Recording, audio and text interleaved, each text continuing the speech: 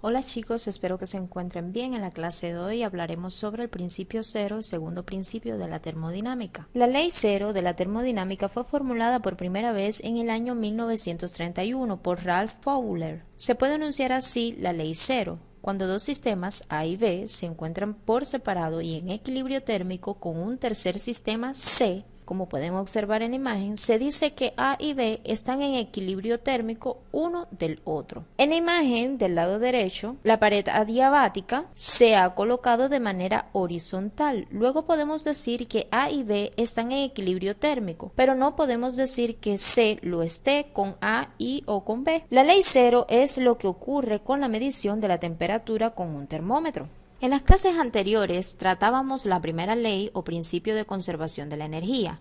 Podemos decir, según lo estudiado, que para que ocurra un proceso debe satisfacer la primera ley. Sin embargo, satisfacerla no asegura que el proceso en realidad ocurra.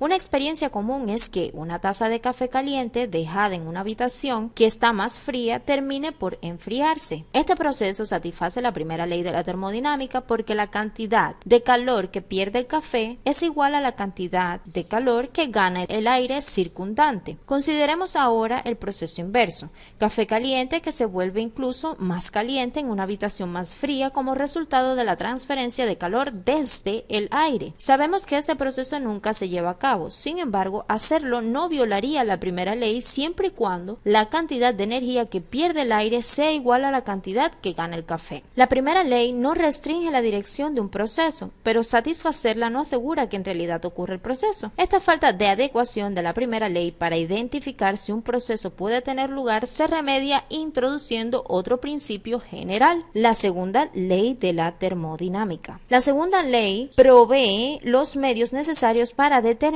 conservación de la calidad de la energía, así como el grado de degradación que sufre la energía durante un proceso. A mayor cantidad de energía a alta temperatura se puede convertir en trabajo, por lo tanto tiene una calidad mayor que esa misma cantidad de energía a una temperatura menor. La segunda ley se usa también para determinar los límites teóricos en el desempeño de sistemas de ingeniería de uso ordinario, como máquinas térmicas y refrigeradores, así como el predecir el grado de terminación de las reacciones químicas. Tenemos aquí dos enunciados: el enunciado de Kelvin Planck y el enunciado de Clausius. El enunciado de Kelvin Planck nos dice: es imposible que un sistema realice un proceso cíclico cuyos únicos efectos sea el flujo de calor desde una fuente de calor al sistema y la realización por parte del sistema de una cantidad equivalente de trabajo. Es importante construir un dispositivo que opere en un ciclo sin que produzca ningún otro efecto que la transferencia de calor de un cuerpo de menor temperatura a otro de mayor temperatura, este último siendo el enunciado de Clausius. El segundo principio de la termodinámica es uno de los más importantes de la física. Aun pudiendo ser formulado de muchas maneras, todas ellas llevan a la explicación del concepto de irreversibilidad y al de entropía, que veremos más adelante. Hablaremos ahora sobre los depósitos de energía térmica. En el desarrollo de la segunda ley de la termodinámica es muy conveniente tener un hipotético cuerpo que posea una cantidad de energía térmica relativamente grande, que pueda suministrar o absorber cantidades finitas de calor sin experimentar ningún cambio de temperatura. Tal cuerpo se llama depósito de energía térmica o solo depósito. Ejemplo de estos: en la naturaleza podemos encontrar la atmósfera, lagos, océanos y ríos. Otro ejemplo común de un depósito es el horno industrial. Un cuerpo no tiene que ser muy grande para considerarlo como un depósito. Cualquier cuerpo físico cuya capacidad de energía térmica es grande con respecto a la cantidad de energía que suministra o absorbe se puede modelar como depósito. Un depósito que suministra energía en la forma de calor se llama fuente, y otro que absorbe energía en la forma de calor se llama sumidero. Máquinas térmicas es un conjunto de elementos mecánicos que permite intercambiar energía, generalmente a través de un eje, mediante la variación de energía de un fluido que varía su densidad significativamente al atravesar la máquina. Se trata de una máquina de de fluido en la que varía el volumen específico del fluido en tal magnitud que los efectos mecánicos y los efectos térmicos son interdependientes. En el caso de las máquinas térmicas, el trabajo se puede convertir en calor de manera directa y por completo. Para convertir el calor en trabajo requiere usar algunos dispositivos especiales. Estos dispositivos, como mencionaba anteriormente, se llaman máquinas térmicas. Las máquinas térmicas difieren bastante entre sí, pero es posible caracterizarlas a todas de la siguiente manera. Primeramente, reciben calor de una fuente a temperatura alta, o sea, energía solar, horno de petróleo, reactor nuclear,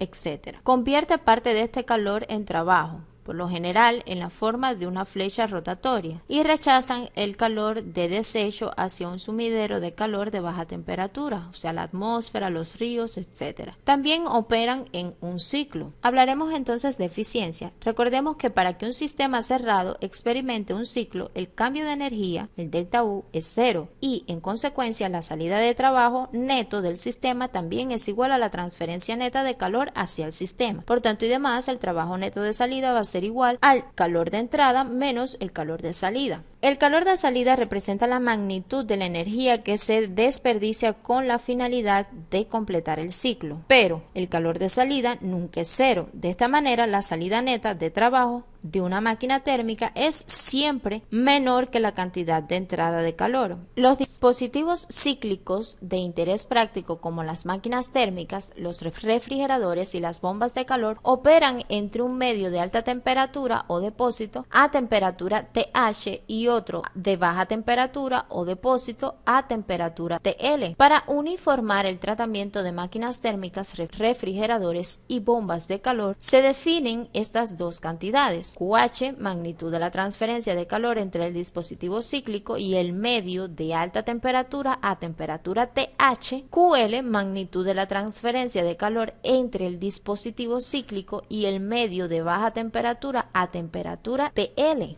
Recordemos que la eficiencia térmica en este caso sería el trabajo neto de salida dividido para la magnitud de transferencia de calor, QH. Como primer ejemplo vamos a analizar el 6.1 de la página 286 del libro de termodinámica, que dice: se transfiere calor a una máquina térmica desde un horno a una tasa de 80 megawatts si la tasa de rechazo de calor hacia un río cercano es de 50 megawatts. Determina la salida de potencia neta y la eficiencia térmica para esta máquina térmica. Nos dan como dato las tasas. Vamos a calcular el trabajo neto de salida. Entonces se cuenta con las tasas de transferencia de calor hacia y desde una máquina térmica. Se determinará la salida de potencia neta y la eficiencia térmica. Suponemos que las pérdidas de calor por las tuberías y otros componentes se ignoran. En la figura, como pueden observar, está el esquema de la máquina térmica. El horno sirve como un depósito de alta temperatura para la máquina y el río como un depósito de temperatura baja. Las cantidades dadas se pueden expresar, ya saben, en 80 y 50. La salida de potencia neta para esta máquina térmica es la tasa de el horno menos la tasa de ese rechazo de calor al río. Entonces sería 80 menos 50 y esto nos da 30 megawatts. Calculamos la eficiencia como esa potencia dividida para la tasa de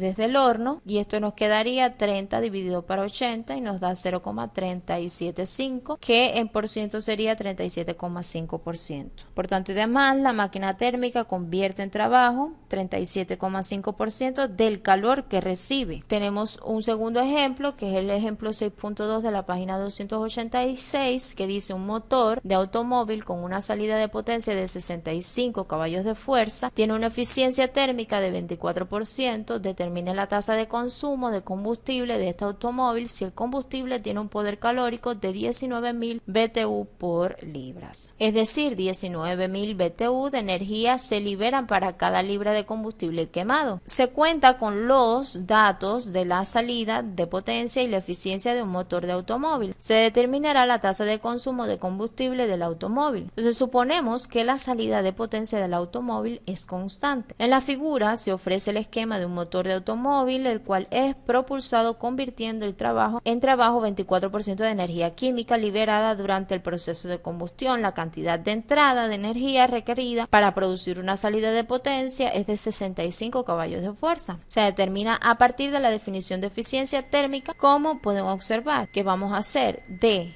la eficiencia térmica, vamos a despejar la tasa de consumo y al despejar nos queda que la tasa de consumo es igual a la potencia de salida dividida para la eficiencia térmica. Entonces esto nos quedaría 65 caballos de fuerza dividido para 0,24, ¿verdad? Porque ya nos dan que es 24%. Esto transformamos este valor, recuerden que el 65 caballos de fuerza lo vamos a llevar a BTU por hora. Entonces, ¿qué vamos a hacer? Multiplicamos por 2545 BTU por hora, ¿verdad? Sobre un caballo de fuerza y esto nos da 689.270 BTU por hora. Para suministrar energía a esta tasa, la máquina debe quemar combustible a una tasa o a un flujo másico igual a lo que ya calculamos acá, que sería la tasa de consumo de combustible dividido para el poder calórico, que sería 19.000 BTU por libras, y esto nos queda igual a 36,3 libras por hora. Los refrigeradores, como las bombas de calor, son dispositivos cíclicos. El fluido de trabajo utilizado en el ciclo de refrigeración se denomina refrigerante. El ciclo de refrigeración que se utiliza con mayor frecuencia es el ciclo de refrigeración por compresión por vapor, en el que intervienen 4 componentes principales: un compresor, un condensador, una válvula de expansión y un evaporador, como pueden observar en la imagen. El refrigerante entra al compresor como vapor y se comprime hasta la presión del condensador. Posteriormente sale del compresor a una temperatura relativamente alta y se enfría y condensa a medida que fluye por los serpentines del condensador, rechazando calor al medio circundante. Luego entra el tubo capilar, donde su presión y temperatura cae de forma drástica debido al efecto de estrangulamiento. Después el refrigerador a temperatura baja entra el evaporador, donde se evapora absorbiendo calor del espacio refrigerado. El ciclo se completa cuando el refrigerante sale del evaporador y vuelve a entrar al compresor. En un refrigerador doméstico, el congelador, donde el refrigerante absorbe calor, sirve como evaporador, mientras que el serpentín, situado comúnmente detrás del refrigerador, donde el calor se disipa hacia el aire, sirve como condensador. Podemos observar en la imagen el esquema de un refrigerador. Como pueden observar, QL es la magnitud de calor eliminado a temperatura TL y QH es la magnitud del calor rechazado hacia el medio caliente a temperatura TH, y W neto es la entrada de trabajo neto al refrigerador. QL y QH son positivas. La eficiencia de un refrigerador se expresa en términos del coeficiente de desempeño, COPR. El coeficiente de desempeño va a ser igual a la salida deseada dividida por la entrada requerida. ¿Qué quiere decir esto? Que va a ser igual a QL dividido para el trabajo neto de entrada. El trabajo neto de entrada, vamos a recordar que es QH menos QL, y el coeficiente de desempeño entonces nos quedaría que también de la siguiente forma: QL dividido para QH menos QL, que también se puede expresar como 1 dividido para QH dividido para QL menos 1. Otro dispositivo que transfiere calor desde un medio de baja temperatura a otro de alta es la bomba de calor. El esquema de este lo podemos observar en la imagen de la diapositiva. La bomba de calor opera en el mismo ciclo que el refrigerador, pero con diferente objetivo. El objetivo de una bomba de calor es mantener un espacio calentado a una temperatura alta. Esto se logra absorbiendo calor desde una fuente que se encuentra a temperatura baja, por ejemplo, agua de pozo o aire frío exterior en invierno, suministrando este calor a un medio de temperatura alta como una casa. La medida de desempeño de una bomba de calor también se expresa en términos de coeficiente de desempeño. En este caso, el coeficiente de desempeño se le pone como subíndice HP y va a ser igual también a la salida deseada dividido para la entrada requerida. Entonces esto nos quedaría como QH dividido para el trabajo neto de entrada, que se puede expresar de otra forma como QH dividido para QH menos QL igual a 1 sobre 1 menos QL sobre QH. Muchas gracias por su atención y concluyo con esta frase que dice: si el camino es difícil, tu crecimiento será exponencial.